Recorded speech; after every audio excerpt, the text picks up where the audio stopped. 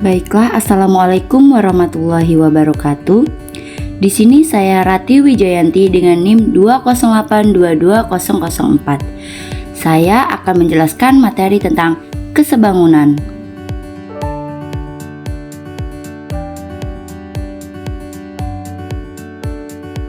Baiklah, di sini ada 3 sub pokok bahasan. Yang pertama ada kesebangunan pada bangun datar, yang kedua ada kesebangunan pada segitiga, dan yang ketiga ada kesebangunan pada segitiga siku-siku khusus. Baiklah, untuk yang pertama ada kesebangunan pada bangun datar. Sebelum itu, apa sih sebangun itu? Sebangun itu adalah dua bangun datar yang mempunyai bentuk yang sama tetapi ukurannya berbeda nih. Di sini ada syarat dua bangun datar dikatakan sebangun. Yang pertama ada sudut-sudut yang bersesuaian sama besar, dan yang kedua ada perbandingan sisi-sisi yang bersesuaian itu sama. Nah, bisa kita lihat pada dua bangun datar tersebut. Yang pertama itu ada sisi-sisi yang bersesuaian.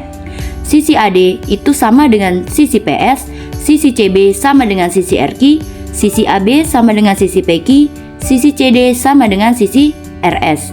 Nah, di situ ada sisi-sisi yang bersesuaian sama. Nah, selanjutnya ada sudut yang sama besar. Sudut A itu sama dengan sudut P, sudut B itu sama dengan sudut Q, sudut C itu sama dengan sudut R, dan sudut D itu sama dengan sudut S. Nah, karena dua syarat itu terpenuhi, maka dua bangun datar tersebut bisa dikatakan sebangun. Nah, selanjutnya itu ada contoh soal dari dua bangun datar. Pada gambar di samping, ABCD dan EFGH berbentuk persegi panjang.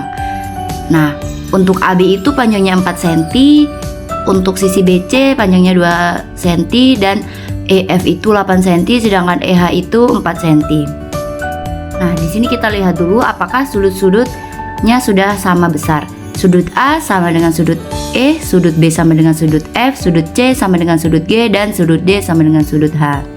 Selanjutnya menentukan apakah sisi-sisi itu bersesuaian. Yang pertama ada AB per EF, itu AB itu 4 dan EF itu 8. Sama-sama kita sederhanakan menjadi 1/2. Dan BC itu 2, FG itu 4, sama-sama kita sederhanakan menjadi 1/2. Nah, karena sudut-sudut yang bersesuaian dan perbandingan sisi-sisi yang bersesuaiannya sama, maka ABCD dan EFGH itu bisa dikatakan sebangun. Yang selanjutnya itu ada kesebangunan pada segitiga. Ini memiliki dua syarat juga yang harus dipenuhi. Yang pertama ada dua pasang sudut yang bersesuaian sama besar, dan yang kedua ada perbandingan sisi-sisi yang bersesuaian itu sama. Dari dua bangun datar segitiga tersebut, kita bisa melihat nih apakah sisi-sisi yang bersesuaian itu sama dan apakah sudut yang bersesuaian itu juga sama. Kita lihat sisi-sisi yang bersesuaian. AB itu sama dengan PQ, AC sama dengan QR, BC sama dengan RP. Sedangkan sudut yang bersesuaian itu, sudut A sama dengan sudut Q, sudut B sama dengan sudut P, dan sudut C itu sama dengan sudut R. Yang ketiga ada kesebangunan pada segitiga siku-siku khusus.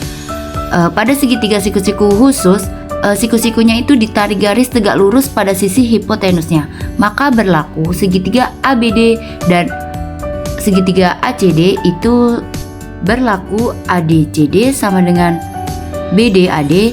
Bisa saja menggunakan AD kuadrat sama dengan BD dikali CD. Selanjutnya ada segitiga ABD dan ABC, berlaku ABBC dan BDAD itu bisa menggunakan AB kuadrat sama dengan BD dikali BC. Yang ketiga ada segitiga ACD dan segitiga ABC, berlaku AC per BC dan CD per AC. Bisa juga menggunakan AC kuadrat sama dengan CD dikali CB. Nah, dengan rumus-rumus di atas itu bisa dikatakan dengan rumus air mancur seperti pada gambar. Selanjutnya di sini ada contoh soal. Tentukan nilai X, Y, dan Z pada dua bangun datar tersebut. Di sini kita menggunakan rumus air mancur yang tadi ya. Nah, AB kuadrat sama dengan BD dikali BC, AC kuadrat sama dengan CB dikali CD, AD kuadrat sama dengan DB dikali DC. Nah, untuk yang pertama kita mencari AD kuadrat sama dengan DB dikali DC. AD itu 12, maka 12 kuadrat sama dengan X dikali 16. 12 kuadrat itu 144 sama dengan X dikali 16. Nah, X-nya kita pindahkan dan 144-nya juga kita pindahkan, maka X sama dengan 144 dibagi 16. Maka diketahuilah X-nya itu sama dengan 9 cm. Nah, yang kedua tuh ada AC kuadrat sama dengan CD dikali CB. AC kuadrat itu kan belum diketahui nih, masih menjadi Y kuadrat. Jadi Y kuadrat sama dengan 16 dikali 25. Y kuadratnya itu dijadikan akar, jadi Y sama dengan akar 16 dikali 25. Di sini kita cari dulu akar 16 itu berapa dan akar 25 itu berapa. Akar 16 itu kan 4 dan akar 25 tuh 5. Jadi kita keluarkan dulu menjadi Y sama dengan 4 dikali 5 sama dengan 20 cm. Maka Y-nya itu jadi 20 cm. Nah, untuk yang terakhir itu ada AB kuadrat sama dengan BC dikali BD. Nah, AB kuadrat itu kan sama seperti Y tadi, belum diketahui nih. Jadi masih menjadi Z kuadrat sama dengan 25 dikali 9. Z sama dengan akar 25 dikali 9 sama dengan 5 dikali 3. Sama dengan 15 cm.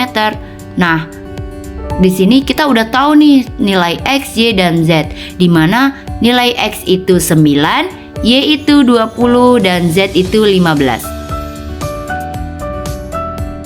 Baiklah, selesai sudah penjelasan materi dari saya. Saya akhiri. Wassalamualaikum warahmatullahi wabarakatuh.